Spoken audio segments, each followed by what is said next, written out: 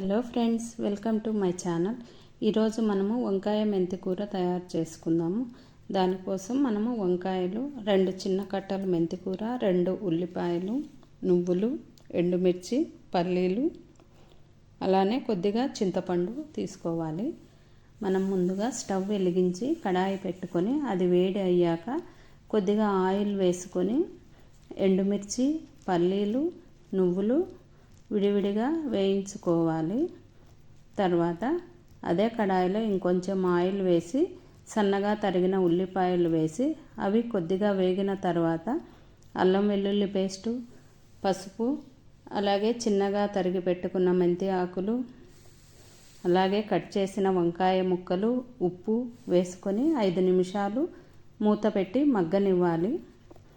తర్వాత మనము గ్రైండ్ చేసుకున్న పల్లీలు, కారం, నువ్వుల పొడిని కూడా వేసి అలాగే కొద్దిగా చింతపండు రసం కూడా వేసుకొని మూత పెట్టి మరో 5 నిమిషాలు ఉడికించుకోవాలి. తర్వాత రుచికి తగినంత ఉప్పు వేసుకొని కొద్దిగా కొత్తిమీర కూడా వేసుకోవాలి. అంతే, ఎంతో కమ్మనైన వంకాయ మెంతి కారం కూర రెడీ. లైక్ చేసి, షేర్ చేసి, సబ్స్క్రైబ్ చేసుకోండి.